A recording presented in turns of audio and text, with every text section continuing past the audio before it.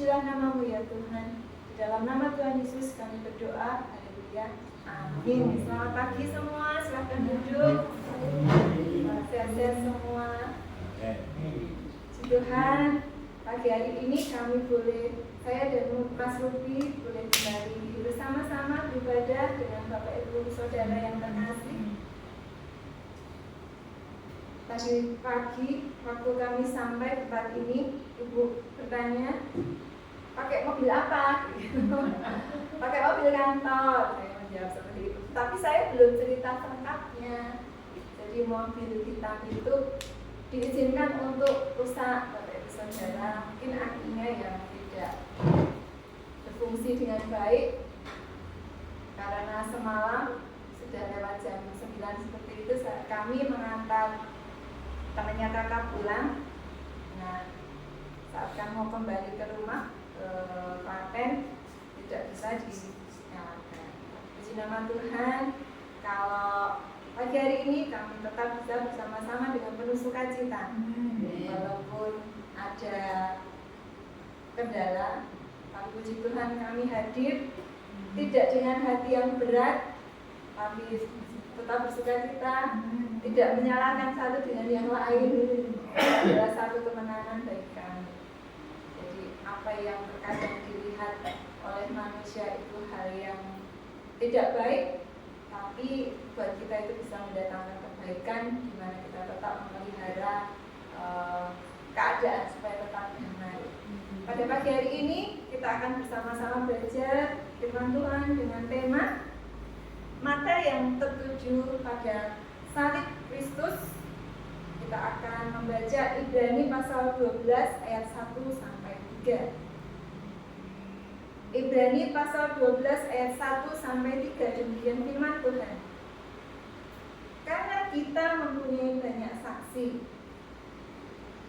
bagikan awan yang mengelilingi kita, marilah kita menanggalkan semua beban dan dosa yang merintangi kita, dan berlomba dengan tekun dalam perlombaan yang diwajibkan bagi kita.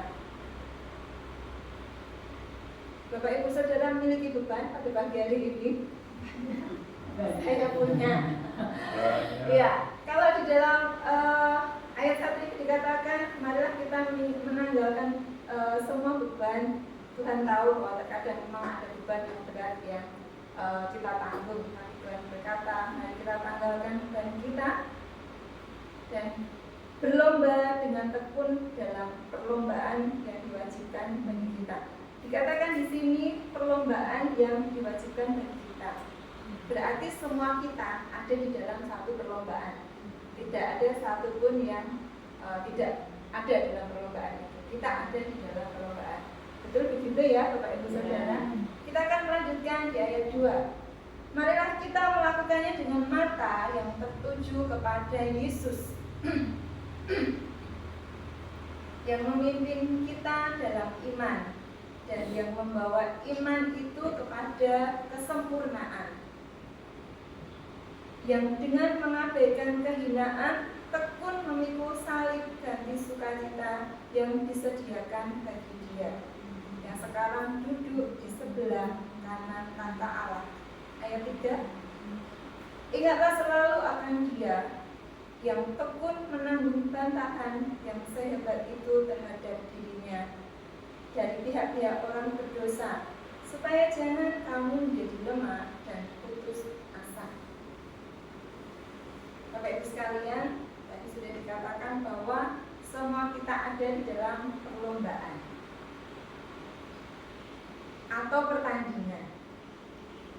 Dalam pertandingan, tubuh seringkali menjadi kotor. Bahkan hampir semua pertandingan, tubuh menjadi kotor, berkeringat, bahkan terkadang mengalami cedera.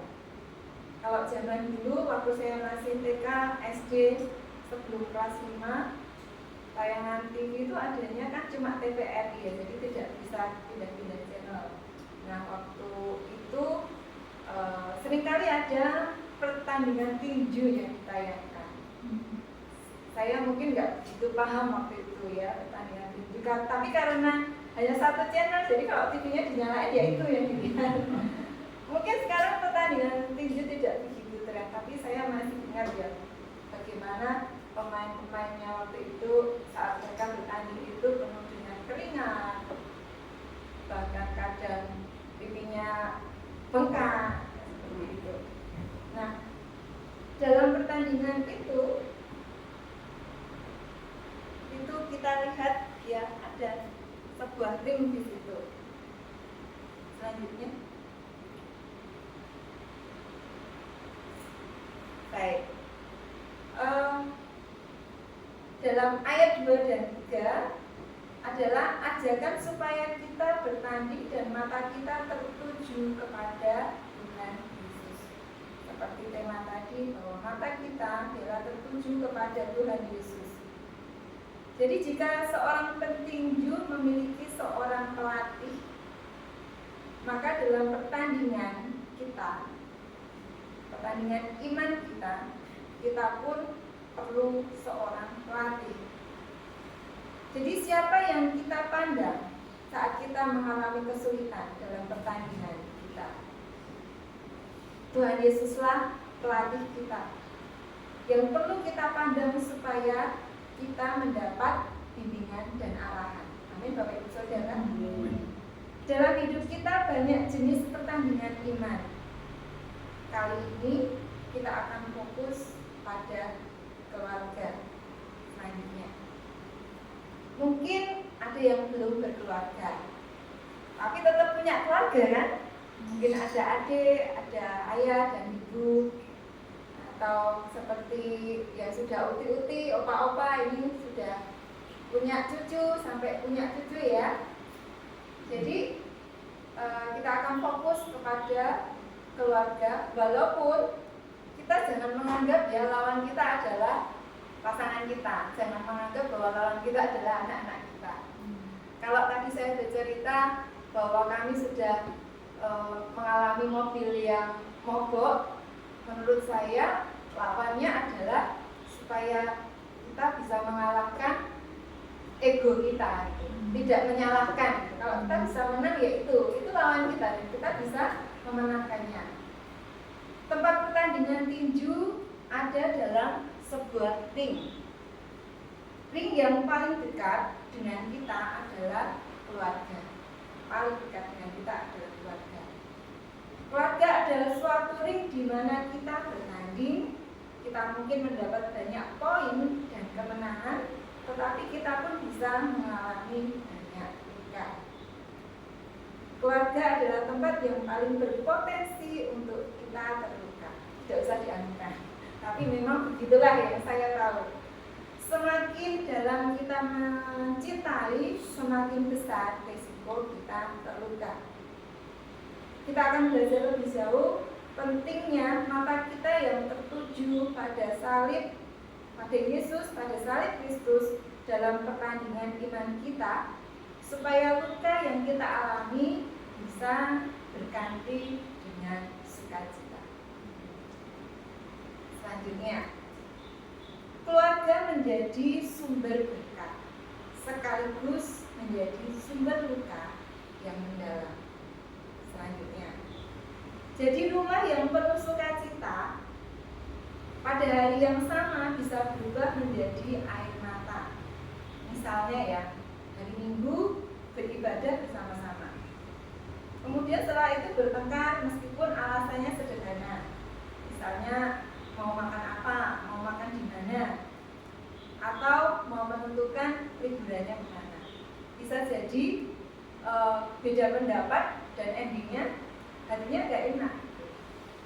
Nah, rumah atau keluarga adalah tempat menerima kebahagiaan sekaligus tempat mengalami penderitaan. Awalnya bersama, kemudian bisa saja kemudian berpisah.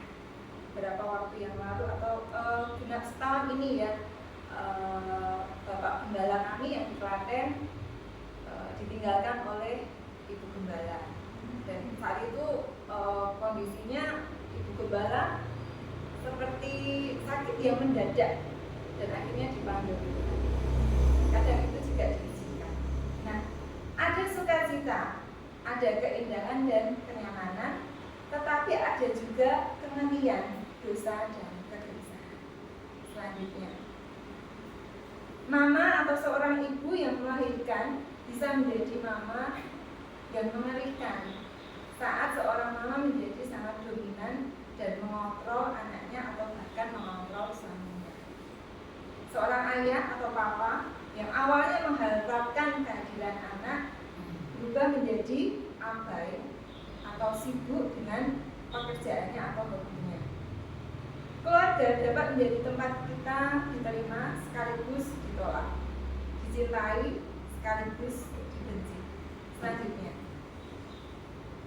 hal terburuk dalam hidup kita bukanlah saat kita kesal kepada orang tua kita, atau saat pasangan selingkuh, atau anak yang memberontak, kecanduan HP, kecanduan narkoba, atau anak meninggalkan rumah. Bukan juga karena ada anggota keluarga yang sakit, atau diizinkan satu keluarga itu bangkrut atau gagal perkawinannya. Nah, hal-hal itu memang sangat meyakinkan. Selanjutnya, hal tersebut bisa sangat menyakitkan, menimbulkan luka yang dalam. Tapi hal terburuk yang bisa terjadi pada kita adalah mati di bawah hukuman Allah atau meninggalkan keselamatan karena tidak mengenal Kristus dan tidak mengalami salibnya. Selanjutnya, keluarga tak jarang membuat kita tersalib, mendapatkan masalah-masalah yang berat. Mengapa? Mengapa sampai diizinkan seperti itu? Karena salib ada untuk membawa kita keluar dari zona nyaman kita, menggoncangkan kemapanan kita supaya kita lari kepada Tuhan dan mengalami kasih Tuhan. Salib ada untuk menyucikan kita supaya menjadi emas yang murni dan menjadi pribadi yang dewasa. Banyak luka dalam keluarga, tetapi karena ada Yesus, kita mampu menikmati kedamaian dan keindahannya. Jadi kalau tadi ada banyak contoh sekali ya, keluarga itu mengalami berbagai hal penderitaan. Tapi yang membentuk keluarga itu juga adalah Allah, Tuhan Yesus. Pada masa penciptaan, kalau Adam diciptakan, kemudian disusul dengan Tuhan mengambil tulang rusuknya Adam, terus akhirnya ada Hawa. Nah, keluarga juga dibentuk oleh Allah. Jadi Allah memiliki rencana yang indah buat keluarga. Tapi memang dalam keluarga seringkali terjadi dan pasti ada gesekan, ada didikan Tuhan, ada salib yang harus ditanggung oleh kita. Tapi kita tidak boleh menyerah, karena kita tahu bahwa keluarga itu juga dirancang oleh Tuhan. Nah, kalau saya bercerita ya, di lingkungan saya saja, di lingkungan perumahan. Satu malam saat saya sudah dengan Mas Ruby itu sudah selesai kegiatan gereja, kami pulang. Terus saya itu di WA oleh teman saya. Teman ya sama-sama tetangga. Mbak Christine, kakak lo. Jadi ada yang bertengkar itu kakak beradik. Masalahnya itu cuma sepele tentang gaji dan masker. Tapi masalah sepele itu bisa begitu menjadi masalah buat mereka dan sampai tetangga-tetangganya itu tahu. Ya, kalau buat saya ya itu adalah satu momen yang berat dan di mana orang tuanya pun belum bisa mengkondisikan supaya itu segera bisa damai. Dan akhirnya Bu RT-nya yang datang. Bu RT-nya datang terus mendamaikan. Jadi di dalam keluarga itu kita juga mungkin mengalami ya, orang melihat keluarga kita itu keluarga yang tidak sempurna. Seperti juga Tuhan Yesus, saat Tuhan Yesus itu mengalami penyaliban, buat orang-orang yang ada di sekelilingnya yang tidak sepihak dengan Tuhan Yesus menganggap kalau Tuhan Yesus itu kan kalah. Tuhan Yesus sampai disiksa, Tuhan Yesus sampai disalibkan, bahkan dicemooh, ada yang mencemooh sungguh-sungguh. Apa yang alami Tuhan Yesus itu tidak hanya penderitaan fisik, tapi juga secara psikologis. Kita pun mungkin dianggap orang, kita ada di titik yang gagal, ada di titik yang itu kan kayak gitu kan gitu. Tapi apa yang menjadi pandangan orang itu tidaklah menjadi ukuran buat kita keluarga Kristen.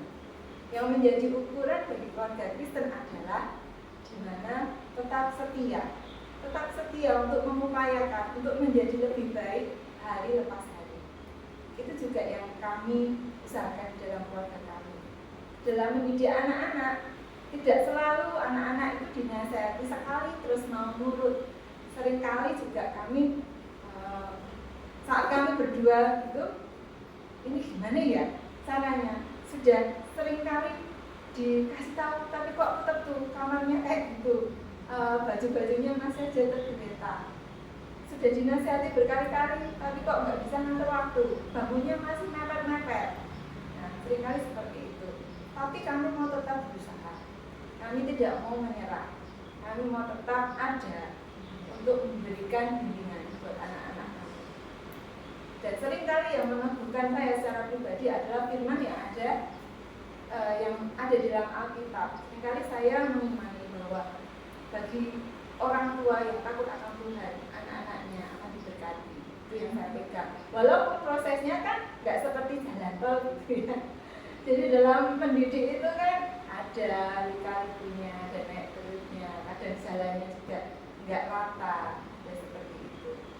Jadi ukuran di mana satu keluarga itu berhasil adalah bagaimana tetap mau berusaha untuk mengikuti firman Tuhan. Sebagai seorang ayah, sebagai seorang ibu, sebagai seorang anak, saya pun masih menjadi anak ya bagi bapak ibu saya di sini. Terus belajar untuk menjadi lebih baik, terus belajar untuk mengikuti firman Tuhan di tengah berbagai dinamika yang selanjutnya. Nah, seorang atlet dalam pertandingan memiliki pelatih. Yesus pelatih yang membimbing kita melewati pertandingan iman kita. Maka marilah mata kita tetap tertuju kepada pelatih kita, yaitu Tuhan Yesus. Seperti halnya dalam pertandingan tinju, seringkali pelatih itu memberikan arahan.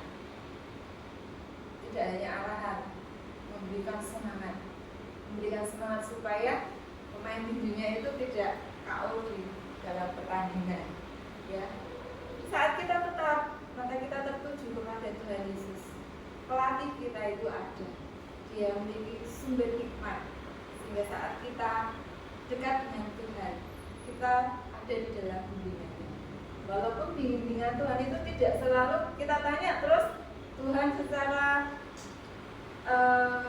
audible terdengar ini terbilang seperti itu, enggak seperti itu ya. Kadang-kadang itu dalam sepi itu kita berjalan, kita tetap berjalan dalam iman, melangkah, dan seringkali bimbingan Tuhan itu datang, tapi di saat yang paling tepat, tak pernah terlambat.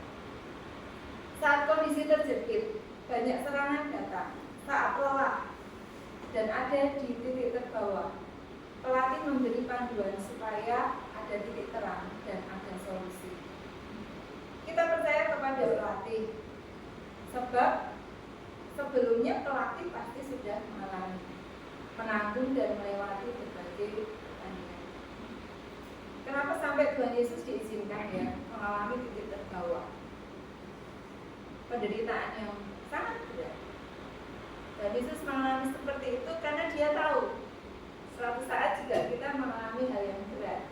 Sehingga saat kita datang kepada Tuhan, aku pun pernah mengalaminya, aku tahu rasanya. Pelatih kita akan seperti itu.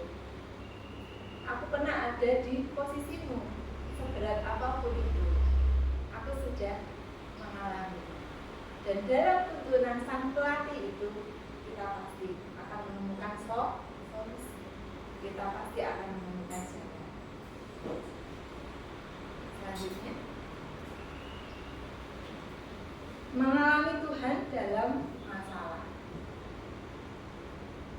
seperti lagu tadi ya, tidak selalu Tuhan itu menjawab doa. Dia ingin lebih memberikan kehadirannya atau dirinya bagi kita. Dia ingin ada menemani kita dalam badai daripada memberikan mukjizatnya. Bapak Ibu Saudara, bangsa Israel mengalami banyak mukjizat, tapi itu tidak menjamin mereka setia kepada Tuhan. Betul ya? Mukjizatnya itu dari mukjizat yang paling besar, lautan bisa terbelah, membuka jalan. Bermacam-macam mukjizat yang dialami bangsa Israel, tapi mukjizat itu tidak menjamin bangsa Israel tetap setia dekat kepada Tuhan. Bahkan Tuhan akhirnya merancangkan setiap harinya itu diberikan mana supaya